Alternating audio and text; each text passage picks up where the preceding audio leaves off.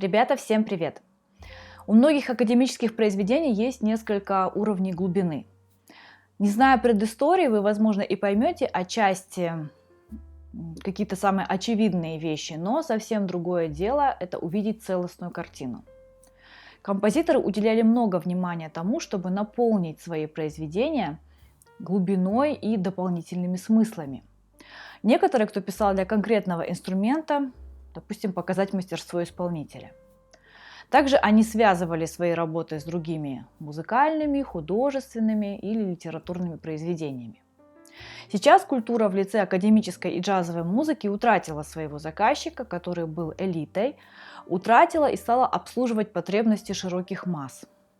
Даже происходит упрощение популярных классических музыкальных композиций, вы наверняка знаете об этом.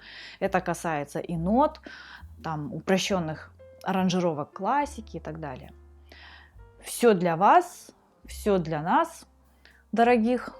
Теперь не нужно владеть какими-то предварительными знаниями, знать предысторию, иметь базу и так далее. Приведу пример. Когда я работала в команде, в бенде, то для заказчика и одного выхода мы могли за неделю снимать до 20 и более песен, которые бы играли один раз по просьбе этого заказчика. И это было совсем недавно, 2010, 2014, 2015 годы. Материал был разный, но был и непростой. Мне, например, приходилось снимать много партий, прописывать дабл-треки, потому что у меня, не 3 руки. И на такую работу уходило много временных и интеллектуальных ресурсов. Было развитие самого себя, хотелось покупать инструменты, хотелось как-то развивать свой софт. Играли мы Jamiroquai, Coldplay, Muse, Depeche Mode, Стивика, Will.i.am сложные вещи электронные, Prodigy, и, конечно же, куда без всяких I Will Survive и так далее, да? Куда без них. Но когда-то начался путь с горы. Я, честно говоря, не заметила, когда это произошло. Сейчас такое ощущение, что можно было вообще не учиться. Хватило бы 7 лет музыкалки и одного курса колледжа для того, чтобы работать на сцене. Отсюда, наверное, и стратегия сессионных музыкантов. Хочешь много зарабатывать, играй шлаг. 4 ноты, вся песня, вся гармония. И так сойдет. И сессионникам, тем, кто умеет на самом деле играть, музыкантам-сессионникам, поверьте, это не нравится. Ведь не имея запроса, они тоже деградируют. Поэтому они отрываются в джазовых клубах, которых единицы, если вообще есть. Возможно, в некоторых городах их вообще нет. Отрываться для 3,5 зрителей. В Европе, в США, в юго-восточных странах не так, по крайней мере, в процентном соотношении. Это мои субъективные выводы. Я училась, видела своими глазами, и, соответственно, анализирую запросы. У нас же какая-то полная просто деградация вкусов, которая, к тому же, еще и поощряется в СМИ. Отчасти это связано, наверное, с уровнем жизни, с развитием медиа, отчасти из-за того, что просто интеллигентные слои населения уехали из постсоветских стран куда подальше. И все эти процессы логично привели к формированию такого упрощенного потребителя, который и требует, соответственно, усредненный, понятный ему вариант. Музыка нужна такая, чтобы не напрягаться. Книги вообще на помойку. Некоторые, знаете, и длинные посты в Инстаграме не читают, ведь уже много букв. И чем дальше, тем примитивнее. Откровенная глупость. Откровенная глупость, которую даже не стыдятся. Что сейчас стало трендом, новой этикой. И ощущение, что всех все устраивает. Или, может быть, просто таких большинство.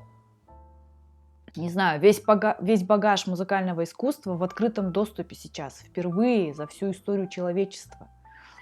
Слушай, читай, смотри, саморазвивайся, анализируй, но нет. Так и отвечают, а мне не нужны все эти знания. Ведь есть же Яндекс, ну хорошо, не Яндекс, есть же Google. Зачем напрягаться? Вот это, причем цитата. Я сейчас цитирую 2 человек, которые мне так ответили в реальной жизни. Знаете, такие ходячие девочки и мальчики iPhone. Это касается, кстати, не только элементарных знаний культурного наследия человечества, но и просто правил поведения в обществе. Тысячелетний опыт человечества говорит нам о том, что именно культура – это базис. Говоря о культуре, я не имею в виду, знаете ли, там вилку слева, нож справа или же процент попадания в унитаз. Я говорю про именно какой-то нравственный минимум, который люди просто обязаны соблюдать. На Ютубе же так вообще там все дозволено просто. Ведь ни от кого, знаете ли, не прилетит. Значит, буду откладывать на другого то, чем наполнен. Человек, который вырос на правильной литературе, на правильной музыке, на правильных акцентах в своем домашнем воспитании, он, наверное, не будет заниматься буллингом, оскорблением незнакомого человека, ну и знакомого в том числе, унижением другого, подлогом, насилием. Элементарно он не будет царить вокруг себя ни мусором, ни словом, ни идеями какими-то.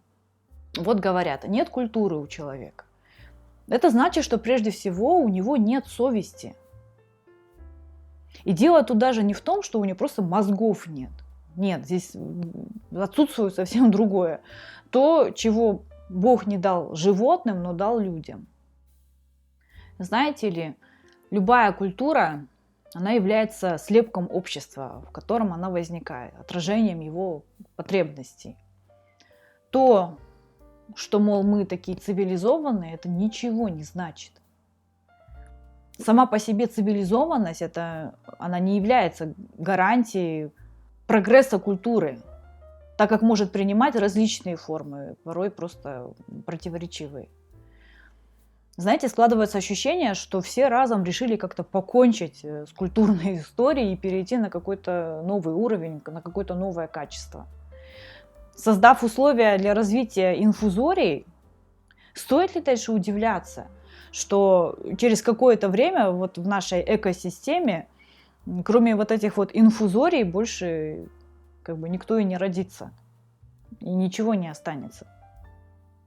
Одним из важнейших свойств деградирующего сознания это отсутствие рефлексии, анализа, самопознания и страха, в результате чего люди не получают необходимого сигнала для выживания и развития. Получается, если люди не испытывают страха перед деградацией, то они мирятся с разрухой в умах, и вот такое вот подобное состояние приводит нас к процессу социальной демобилизации, к культуре бедности ума, по-другому не назовешь, к поведению обреченных, разрушаемых слоев населения.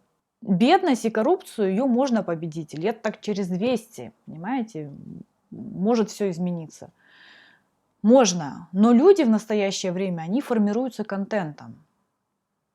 Как я говорила ранее, некоторым уже тяжело воспринимать даже текстовую информацию. И даже длинные ролики на YouTube – это уже что-то просто непреодолимое. Например, если выложишь какой-то длинный пост или видео, уже пишут «Ой, вода». И, видимо, им акваланг в виде тайминга тоже не помогает. Либо «Ой, столько умных слов». «Ой, так заумно». На самом деле не хватает просто концентрации внимания и словарного, интеллектуального багажа.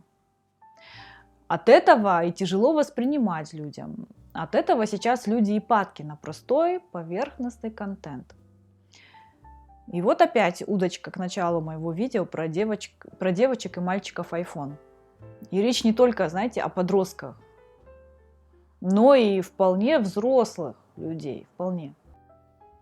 Недавно под одним из последних видео мне написали о том, что вот, мол, музыкальное структурированное официальное образование ничего не дает. Учителя плохо преподавали, мол, и я ничего не выучил.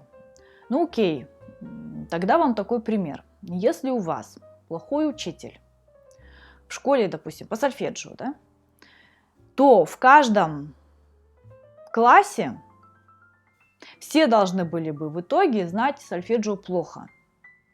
Но даже на примере одного класса есть ученики, которые хороши во всем. А есть иные. Может быть, дело в вас и в вашей вот иной концентрации просто. Точнее, невозможности ею владеть. Знаете, еще проблема в насмотренности. Ведь нужно иметь определенную культурную лингвистическую базу просто для того, чтобы понимать и отличать качественное от некачественного. В базовом образовании так вообще нет истории искусства. О музыке тут и говорить не приходится.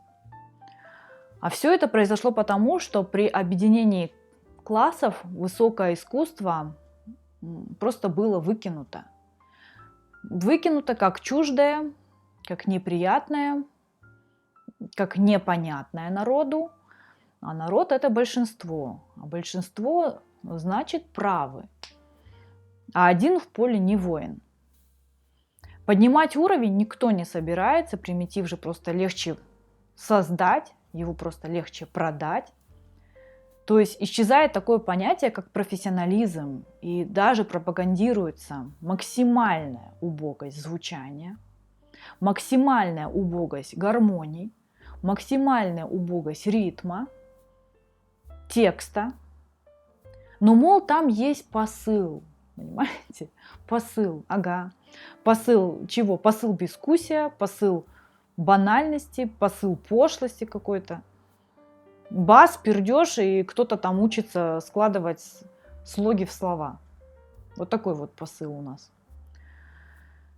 Ой, либо арпеджированно разложу-ка я трезвучие на примитивную мелодию. И создам так 25 вещей. И оформлю все в альбом. Неоклассицизм. Но спрос рождает предложение. У меня вот возник вопрос к вам. В таком случае, вот, обобщая все вышеперечисленное, нужны ли сегодня годы труда или возможен вот такой вот молниеносный штурм, покорение? Посмотрите телевизор. Кататься на коньках, как чемпионы мира, можно выучиться сейчас за несколько занятий. Да. Тарасова вам будет петь дифирамбы, аплодировать. И за месяц можно научиться танцевать как бог. Тоже вполне себе. Да и школу можно закончить за пару лет. МГУ, допустим, поступить в 9 лет или во сколько там, 8. То есть каков посыл? Вы можете получить, что хотите, не делая просто ничего. И пропаганда такая вот, даже не то что соцсети, да, какие-то там, я не знаю, курсы или еще что-то, да, но и по телевизору то же самое. Вот. И гордиться тем, что у вас нет образования, вы можете, что вы уделываете своим мнимым профессионализмом. Притом, копая таких вот, выясняется, что они даже не предполагают об уровнях исполнительства, пения. Ну, как бы они даже не понимают, что они не имеют даже минимального какого-то уровня, а знания их только поверхностные. Другими словами, вы не сможете сконструировать телевизор, довольствуясь лишь тем, что знаете, как выглядит его внешняя оболочка, да, вот этот вот каркас и стекло.